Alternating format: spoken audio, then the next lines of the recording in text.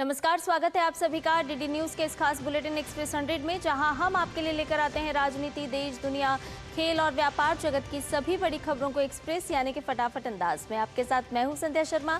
तो देखिए खबरें तेज रफ्तार से। संसद के मानसून सत्र का आज 14वां दिन है। दोनों सदनों में अहम विधायी कार्य के साथ ही प्रश्नकाल सूचीबद्ध है। कई मंत्रालयों से संबंधित विभागीय स्थायी समितियों की रिपोर्ट सदन के पटल पर रखी जाएंगी। लोकसभा में आज वित्त संबंधी विधेयक, कराधान और अन्य विधियां संशोधन विधेयक 2026 पर सदन में चर्चा होगी। वित्त मंत्री निर्मला सीतारमण इस विधेयक को विचार और पारित कराने के लिए सदन में पेश करेंगी। विधेयक का उद्देश्य भारत को ग्लोबल कैपिटल, मैन्युफैक्चरिंग और बिजनेस के लिए ज्यादा आकर्षक और भरोसेमंद जगह बनाना है। विधेयक के जरिए टैक्स और साथ ही कई नियम और प्रक्रियाओं को आसान बनाया जाएगा ताकि विदेशी निवेश को बढ़ावा मिले।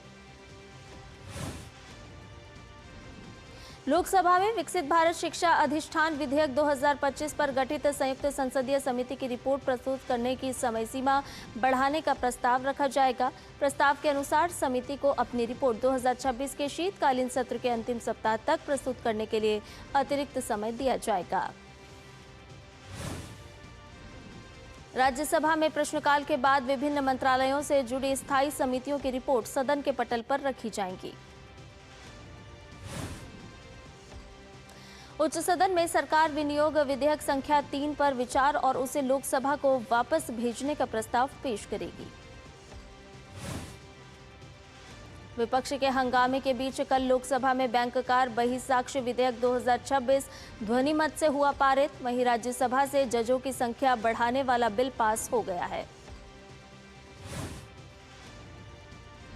नवीन और नवीकरणीय ऊर्जा तथा उपभोक्ता मामले, खाद्य और सार्वजनिक वितरण मंत्री प्रहलाद जोशी दिल्ली में CII international energy conference and exhibition को संबोधित करेंगे। कार्यक्रम में इस्पात और भारी उद्योग मंत्री HD कुमारस्वामी भी शामिल होंगे। केंद्रीय कपड़ा मंत्री गिरिराज सिंह आज नई दिल्ली के प्रगति मैदान स्थित भारत मंडपम में 10वें इंडिया इंटरनेशनल फुटवेयर फेयर 2026 का करेंगे उद्घाटन। मेटा के CEO मार्क जकरबर्ग ने बाल यौन शोषण सामग्री यानी CSAM, डीप फेक कंटेंट और ऑपरेटिंग सिस्टम में गलती को लेकर भारत सरकार से मांगी माफी। मेटा ने माना कि कुछ खास तरह की सामग्री को बढ़ावा देने के लिए बड़ी रकम का भुगतान किया गया था। मेटा ने सरकार से माफी मांगी है और अपनी गलती पर खेद व्यक्त किया है। IT मंत्रालय ने मेटा समेत सभी सोशल मीडिया प्लेटफॉर्म को स्पष्ट कर दिया है कि उन्हें भारत के कानूनों का पालन करना होगा। प्रधानमंत्री नरेंद्र मोदी से नेटफ्लिक्स के CEO टेड सारंडूज ने मुलाकात की। इस दौरान भारत के मीडिया और एंटरटेनमेंट सेक्टर की अपार संभावनाओं पर चर्चा हुई। PM मोदी ने कहा कि भारत में कहानी कहने की समृद्ध परंपरा और क्रिएटिव टैलेंट का असाधारण भंडार है, जिसका इस्तेमाल कंटेंट क्रिएशन के ग्लोबल हब के तौर पर देश की स्थिति को मजबूत करने के लिए किया जा सकता है। नेटफ्लिक्स के भारत में 10 वर्ष पूरे होने के मौके पर नई दिल्ली में national gallery of modern art में एक विशेष फायरसाइड चैट का आयोजन। संवाद में संस्कृति एवं पर्यटन मंत्री गजेंद्र सिंह शेखावत एवं नेटफ्लिक्स के सह CEO टेड सारंडूज ने लिया भाग। केंद्रीय मंत्री गजेंद्र सिंह शेखावत ने कहा कि भारत की विविध संस्कृति, इतिहास और परंपराएं विश्व भर के दर्शकों को आकर्षित करने की अपार क्षमता रखती है। उन्होंने फिल्म और OTT मंचों को भारतीय विरासत एवं पर्यटन के प्रचार प्रसार का प्रभावी माध्यम बताया। दिल्ली में आयोजित अफ्रीका दिवस 2026 के भव्य समारोह में विदेश मंत्री डॉक्टर एस जयशंकर ने की शिरकत। समारोह में अफ्रीकी देशों के मिशन प्रमुखों और राजनयिक समुदाय ने बढ़ चढ़कर लिया हिस्सा। विदेश मंत्री ने कहा कि भारत और अफ्रीका केवल आज के साझेदार नहीं हैं, बल्कि दोनों सभ्यताओं के लोग हजारों सालों से एक दूसरे के संपर्क में रहे हैं और ये रिश्ता समय की कसौटी पर हमेशा खरा उतरा है। ई उपहार पोर्टल पर राष्ट्रपति द्रौपदी मुर्मू को प्राप्त उपहारों की नीलामी के तीसरे संस्करण की शुरुआत हो चुकी है। इस बार कुल 300 उपहारों को नीलामी के लिए रखा गया है, जिनका कुल रिजर्व मूल्य करीब 40 लाख रुपए है। नीलामी से प्राप्त राशि का उपयोग छात्राओं की शिक्षा और बच्चों के स्वास्थ्य जैसे समाज कल्याण के विभिन्न कार्यों के लिए किया जाएगा।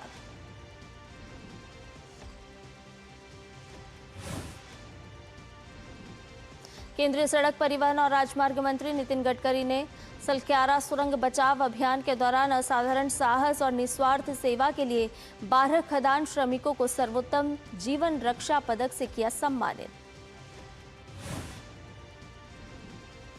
मंत्री नितिन गडकरी ने कहा कि सलक्यारा सुरंग का ढहना हाल के वर्षों में सबसे चुनौतीपूर्ण बचाव अभियानों में से एक था। उन्होंने कहा कि प्रधानमंत्री नरेंद्र मोदी ने घटनाक्रम पर बारीकी से नजर रखी और फंसे हुए श्रमिकों को सुरक्षित निकालने के लिए सभी संभव संसाधनों को जुटाना सुनिश्चित किया। केंद्रीय शिक्षा मंत्री प्रहलाद जोशी ने शिक्षा मंत्रालय के वरिष्ठ अधिकारियों के साथ बैठक की, जिसमें भारत के शिक्षा क्षेत्र को मजबूत करने के लिए चल रही पहलों की समीक्षा की गई। केंद्रीय शिक्षा मंत्री ने बताया कि बैठक में उन्होंने प्रमुख कार्यक्रमों के प्रभावी कार्यान्वयन में तेजी लाने के साथ साथ शिक्षा की गुणवत्ता और सुलभता को बढ़ाने के उपायों पर विचार विमर्श किया। जेपीएससी और जेएसएससी परीक्षाओं में कथित अनियमितता के खिलाफ हो रहे प्रदर्शन के बीच झारखंड विधानसभा का मानसून सत्र आज से शुरू हो रहा है। विधानसभा का ये सत्र 12 अगस्त तक चलेगा। 7 दिनों के संक्षिप्त सत्र में सत्ता पक्ष और विपक्ष के बीच जोरदार राजनीतिक रस्साकशी देखने को मिल सकती है। इस बार जेपीएससी और जेएसएससी परीक्षाओं में कथित अनियमितता और नियोजन के मुद्दों को लेकर राज्य में विपक्ष सोरेन सरकार को चौतरफा घेरने की रणनीति बना चुका है। झारखंड में भर्ती परीक्षाओं में कथित गड़बड़ियों को लेकर छात्रों ने अपना विरोध और तेज कर दिया है। 5 और प्रदर्शनकारी अनिश्चितकालीन भूख हड़ताल पर बैठे। इसके साथ ही जयपाल सिंह मुंडा स्टेडियम में अनशन पर बैठे लोगों की संख्या बढ़कर 6 हो गई है। प्रदर्शनकारी 14वीं जेपीएससी परीक्षा रद्द करने, आयोग तथा झारखंड कर्मचारी चयन आयोग में सुधार लागू करने की 25 जुलाई से मांग कर रहे हैं।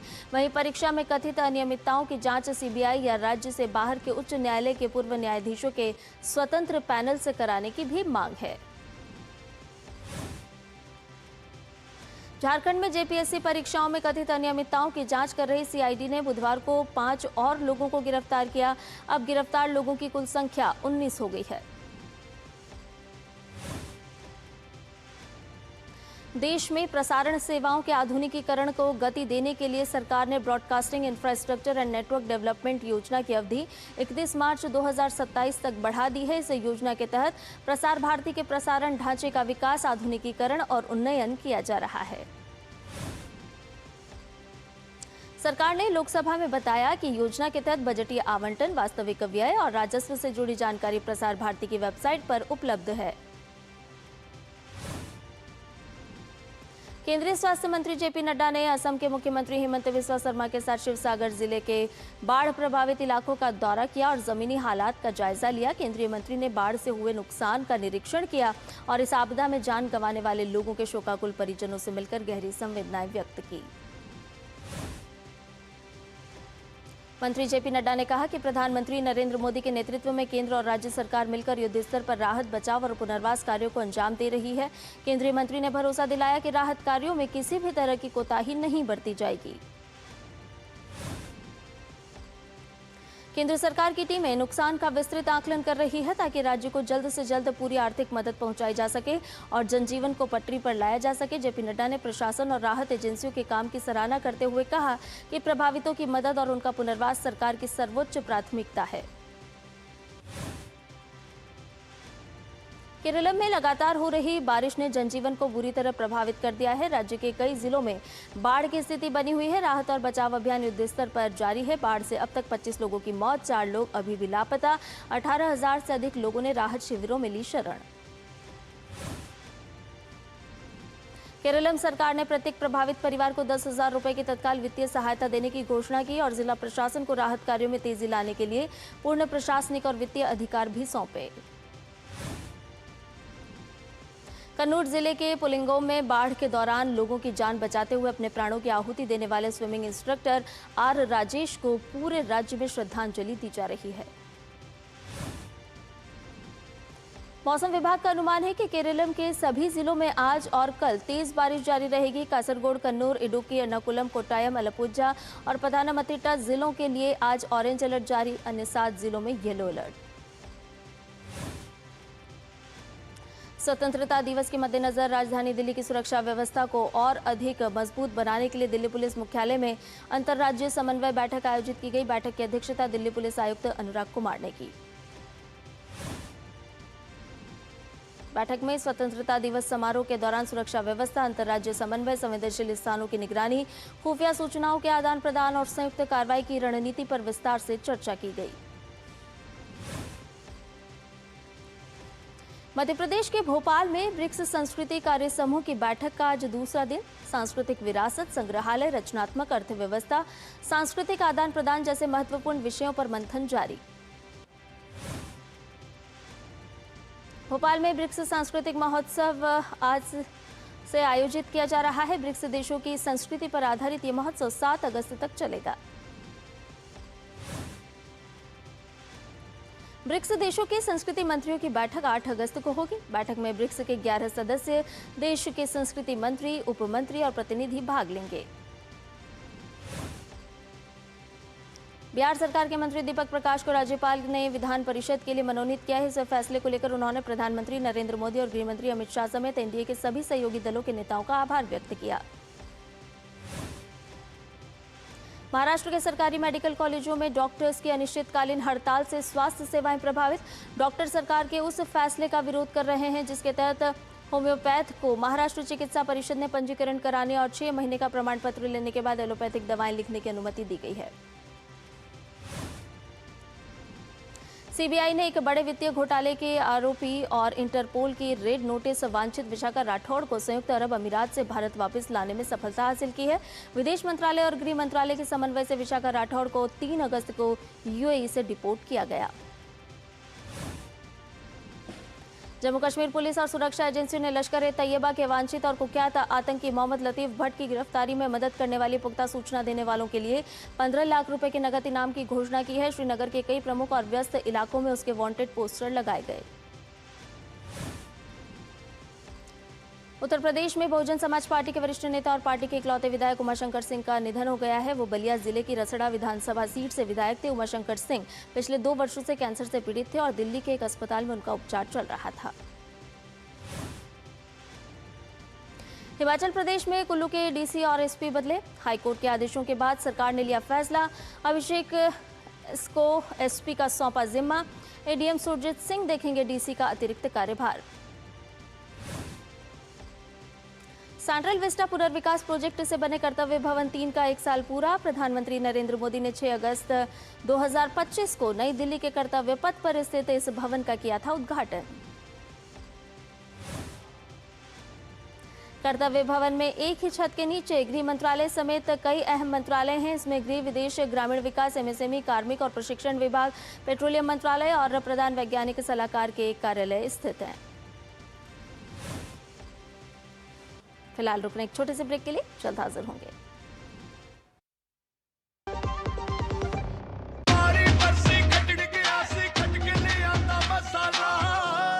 केड़ा मसाला ओए? छोलिए दा या लोबिए दा? पंजाबी छोले दा या पिंडी चने दा? अब छोलिया हो या लोबिया, पंजाबी छोले या पिंडी चने, सब कुछ मजेदार बने।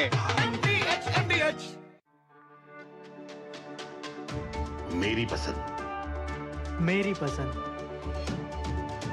मेरी पसंद, मेरी पसंद, हमारी पसंद। हम सबकी पसंद। मजबूत देश का मजबूत सरिया हो गया स्टील। बच्चों को ये तो पता है कि जब तक पापा है तब तक सब सही है, पर उन्हें ये नहीं पता कि कल अगर पापा नहीं रहे तो क्या होगा, क्योंकि आपने तो टर्म इंश्योरेंस लिया ही नहीं। थोड़ा तो समझदारी से काम लीजिए। पॉलिसी बाजार से टर्म इंश्योरेंस ले लीजिए। परिवार सबसे पहले। पॉलिसी बाजार पे 1 करोड़ का टर्म इंश्योरेंस सिर्फ 410 रुपए हर महीने से शुरू होता है। ब्रेक के बाद एक्सप्रेस 100 में आपका एक बार फिर से स्वागत है। आइए बाकी की खबरों को जान लेते हैं फटाफट अंदाज में। दिल्ली हाईकोर्ट ने बिना आयकर रिटर्न दाखिल किए टीडीएस रिफंड से जुड़ी याचिका पर केंद्र सरकार को नोटिस जारी किया है। याचिका में दावा किया गया है कि इससे लगभग 2.35 करोड़ बुजुर्गों और कम आय वाले लोगों को लाभ मिल सकता है।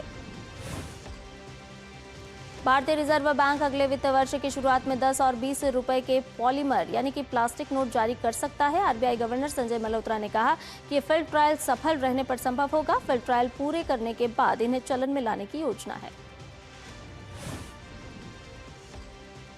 भारतीय रेलवे ने जुलाई तक वित्त वर्ष 2026-27 के पूंजीगत व्यय का 39% खर्च कर लिया है। 2.93 लाख करोड़ रुपए के बजट में से 1.15 लाख करोड़ रुपए खर्च हुए। सरकार ने बताया कि कवच का दायरा बढ़ाने और रेल नेटवर्क के आधुनिकीकरण का काम तेजी से जारी है। 31 जुलाई 2026 तक कवच 4.0 2633 रूट किलोमीटर पर लागू किया जा चुका है। केंद्र सरकार की पहली तिमाही में शुद्ध प्राप्तियां 10.49 लाख करोड़ रुपए रही। ये पूरे वित्त वर्ष 2026-27 के बजटीय लक्ष्य का 28.7% है। पहली तिमाही में पूंजीगत व्यय 23.7% बढ़कर 3.40 लाख करोड़ रुपए पहुंच गया। एयर इंडिया ने टावल्जो गैब्रेमारियम को कंपनी का नया सीईओ यानी मुख्य कार्यकारी अधिकारी और मैनेजिंग डायरेक्टर के रूप में नियुक्त किया है। टावल्जो इससे पहले इथियोपियन एयरलाइंस ग्रुप के प्रमुख रह चुके हैं। भारत में इलेक्ट्रिक वाहनों का बाजार तेजी से विस्तार कर रहा है और वर्ष 2034 तक इसके 54.94% की चक्रवृद्धि वार्षिक वृद्धि दर से बढ़कर 191.04 अरब डॉलर तक पहुंचने का अनुमान है। ऑटो एलपीजी उद्योग ने पुराने पेट्रोल डीजल कारों के लिए राष्ट्रीय रेट्रोफिट नीति की मांग की है। इससे वाहन प्रदूषण घटाने और वायु गुणवत्ता सुधारने में मदद मिलेगी। इंडस्ट्री के अनुसार ऑटो एलपीजी पेट्रोल से 40 से 45% सस्ता और कम प्रदूषणकारी है। गुजरात सरकार ने जन स्वास्थ्य को ध्यान में रखते हुए मानकों के उल्लंघन पर गैर मानकीकृत ढंग से तैयार एनालॉग पनीर, चीज और मक्खन के उत्पादन, परिवहन एवं बिक्री पर राज्य में बुधवार को प्रतिबंध लगा दिया। गुजरात के कांडला पोर्ट पर डीआरआई ने पाकिस्तान से भारत लाई जा रही करीब 3 करोड़ रुपए की सूखी खजूर जब्त की है। जांच में पता चला कि दस्तावेजों में इस माल को यूएई का बताया गया था, जबकि असल में ये पाकिस्तान से भेजा गया था। पायलट प्रशिक्षण इकोसिस्टम को मजबूत करने और देश के तेजी से बढ़ते नागरिक उड्डयन क्षेत्र का समर्थन करने के लिए नागरिक उड्डयन मंत्री के राममोहन नायडू ने भारत के 7 एयरपोर्ट्स अथॉरिटी हवाई अड्डों पर 11 नए फ्लाइंग ट्रेनिंग संस्थानों की स्थापना के लिए आशय पत्र किए जारी।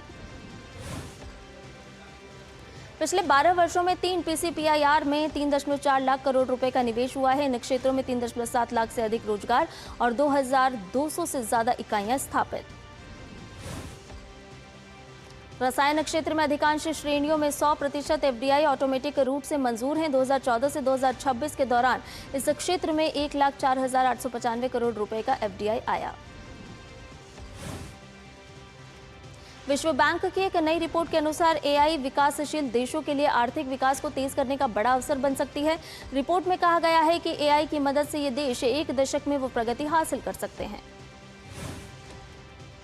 रिसर्च के अनुसार चीनी एआई मॉडल राजनीतिक रूप से संवेदनशील कई सवालों का जवाब देने से इनकार करते हैं। सरकारी सेंसरशिप के कारण उनकी वैश्विक स्वीकार्यता और भरोसे पर असर पड़ रहा है। कई देशों ने चीनी एआई मॉडल डीपसीक के इस्तेमाल पर प्रतिबंध या पाबंदियां लगाई है। बीएसई ने क्लोजिंग ऑक्शन सेशन को लेकर नई एडवाइजरी जारी कर दी है। दोपहर 3:20 से बाजार बंद होने तक नया ऑर्डर प्रोसेस लागू रहेगा। 3:25 तक मार्केट और लिमिट ऑर्डर, इसके बाद केवल लिमिट ऑर्डर स्वीकार होंगे। ट्राई की तरफ से टेलीकॉम और ब्रॉडबैंड सेवा गुणवत्ता नियम 2024 में संशोधनों के लिए एक नया ड्राफ्ट जारी किया गया है। इसका मुख्य मकसद कॉल ड्रॉप, स्लो इंटरनेट और नेटवर्क समस्याओं को कम करके उपभोक्ता हितों की रक्षा करना है।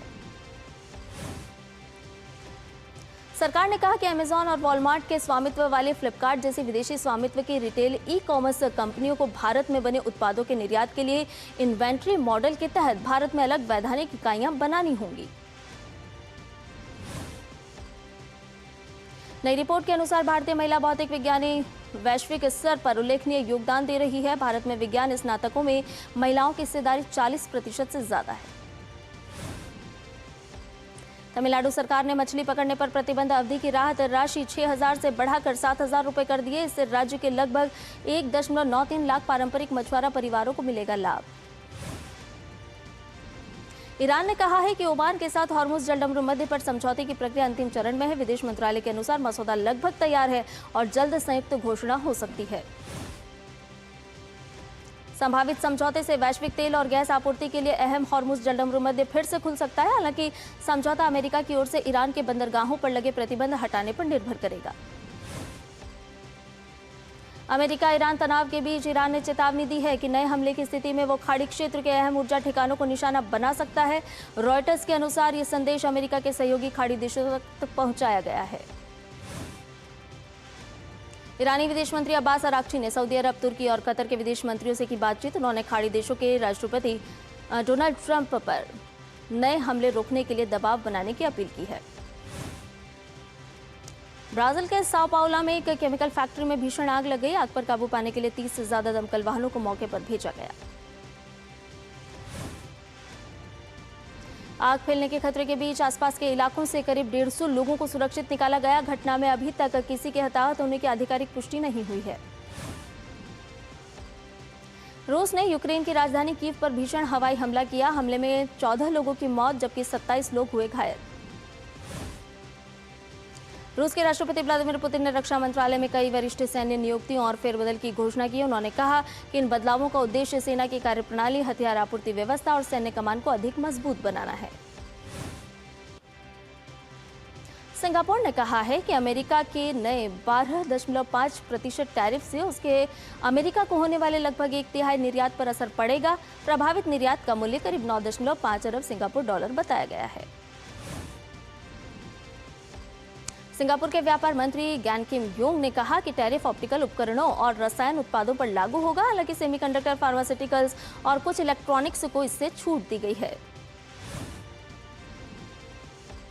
पाकिस्तान के पूर्व प्रधानमंत्री इमरान खान की कैद के 3 वर्ष पूरे होने पर पीटीआई समर्थकों ने देश भर में प्रदर्शन किया। पंजाब और सिंध में पुलिस ने कार्रवाई करते हुए 100 से ज्यादा लोगों को गिरफ्तार किया। खैबर पख्तूनख्वा के मुख्यमंत्री मोहम्मद सुहेल अफरीदी ने कहा है कि इमरान खान को न्याय नहीं मिला तो 27 सितंबर को इस्लामाबाद मार्च किया जाएगा। उन्होंने ये बात पीटीआई समर्थकों की सभा में कही। अफरीदी ने इमरान खान और उनकी पत्नी से जुड़े मामलों की जल्द सुनवाई तथा मुलाकात की अनुमति बहाल करने की मांग की। उन्होंने कहा कि पार्टी संवैधानिक और लोकतांत्रिक तरीके से अपना आंदोलन जारी रखेगी। रिपोर्ट के अनुसार अमेरिका ने हाल के महीनों में क्यूबा में अपनी खुफिया गतिविधियां बढ़ाई है। इसके तहत अतिरिक्त खुफिया कर्मियों और संसाधनों की तैनाती की गई है। राष्ट्रपति डोनाल्ड ट्रंप के हालिया बयान के बाद क्यूबा ने अमेरिका पर हस्तक्षेप की कोशिशों का आरोप लगाया। अमेरिका ने मैक्सिको के ड्रग तस्करी गिरोह के सदस्य जुआन कार्लोस गोंजालेज उर्फ पैलोन की गिरफ्तारी में मददगार सूचना पर $2 करोड़ 50 लाख के इनाम की घोषणा की है। ये इनाम पहले $50 लाख था। नई दिल्ली में 17 से 23 अगस्त तक होने वाली विश्व बैडमिंटन चैंपियनशिप के ड्रॉ घोषित हो गए हैं, जहां पुरुष एकल में आयुष शेट्टी को पहले ही दौर में मौजूदा विश्व चैंपियन चीन के शी युकी का सामना करना होगा। विश्व बैडमिंटन चैंपियनशिप में भारत की ओर से पदक की प्रबल दावेदार पीवी सिंधु पहले दौर में आयरलैंड की सोफिया नोबल के खिलाफ कोर्ट पर उतरेंगी। 2022 वर्ल्ड चैंपियनशिप के कांस्य पदक विजेता लक्ष्य सेन पुरुष एकल के पहले राउंड में ऑस्ट्रिया के खिलाफ के कॉलिंस वैलेंटाइन फिलिमोन का सामना करेंगे। भारतीय बैडमिंटन टीम के मुख्य कोच पुलेला गोपीचंद ने संतोष जताया है और उम्मीद भी की है कि भारतीय खिलाड़ी अपने हुनर से इस चैंपियनशिप में अपनी छाप छोड़ने में कामयाब रहेंगे। कोरिया मास्टर्स बैडमिंटन टूर्नामेंट में आज भारत की चुनौती दूसरे दौर के मुकाबले में होगी। महिला सिंगल में शानदार फॉर्म में चल रही 17 वर्षीय तन्वी शर्मा अपनी जीत की लय बरकरार रखने के इरादे से कोर्ट पर उतरेंगी। अनमोल खरब, आकर्षि कश्यप, श्रेयांशी वालिशेट्टी और ईशा रानी बरुआ भी अपने अपने मुकाबले खेलेंगी। महिला युगल में रितिका ठाकरे और सोनाली सिंह की जोड़ी प्री क्वार्टर फाइनल में जगह बनाने के लक्ष्य के साथ उतरेंगी। जूनियर पुरुष राष्ट्रीय हॉकी में ओडिशा, पंजाब, झारखंड और मध्य प्रदेश की टीमों ने तमिलनाडु के कोयम्बटूर में खेले गए 16वें भारतीय जूनियर पुरुष राष्ट्रीय चैंपियनशिप डिवीजन ए के सेमीफाइनल में जगह बना ली है। पंजाब ने कर्नाटक को 5-2 से हराया। ओडिशा ने हरियाणा को 5-1 से मात दी। झारखंड ने 3-3 से ड्रॉ के बाद पेनल्टी शूटआउट में उत्तर प्रदेश को हराया और मध्य प्रदेश ने दादर और नागर हवेली और दमन और दीव को 7-3 से हराया। 9वीं world youth transnational bridge championship के टीम इवेंट में भारत की अंडर 31 टीम ने ब्रॉन्ज मेडल हासिल किया। चीन के हैफे में आयोजित प्रतियोगिता में भारतीय टीम ने 8 टीमों के फाइनल राउंड रॉबिन में 82.34 विक्ट्री पॉइंट्स के साथ तीसरा स्थान हासिल किया। गुजरात के मुख्यमंत्री भूपेंद्र पटेल को राष्ट्रमंडल खेलों का ध्वज औपचारिक तौर पर सौंप दिया गया, जिससे 2030 में अहमदाबाद में होने वाले खेलों की तैयारियों की सांकेतिक शुरुआत भी हो गई है। ग्लासगो से लौटने के बाद गुजरात के उप मुख्यमंत्री हर्ष सांघवी ने मुख्यमंत्री भूपेंद्र पटेल को कैबिनेट बैठक के दौरान ये ध्वज सौंपा। राष्ट्रमंडल खेलों में कांस्य पदक जीतने वाली भारतीय जूडो खिलाड़ी उन्नति शर्मा का बुधवार को उनके गृहनगर देहरादून लौटने पर जोरदार स्वागत हुआ। स्कॉटलैंड पुलिस ने कहा कि उसे ग्लासगो में राष्ट्रमंडल खेलों के बाद कई खिलाड़ियों के लापता होने की रिपोर्ट मिली है। युगांडा की खेल समाचार वेबसाइट एनबीएस स्पोर्ट के अनुसार देश की मुक्केबाज टीम के 4 सदस्य कथित तौर पर स्कॉटलैंड में लापता हो गए। पाकिस्तान टीम के एक मुक्केबाज के लापता होने की भी खबर है। स्कॉटलैंड पुलिस के एक प्रवक्ता का कहना है कि कई ऐसे लापता खिलाड़ियों के बारे में रिपोर्ट मिली है। एक्सप्रेस न्यूज में फिलहाल के लिए इतना ही। मुझे दीजिए इजाजत। नमस्कार।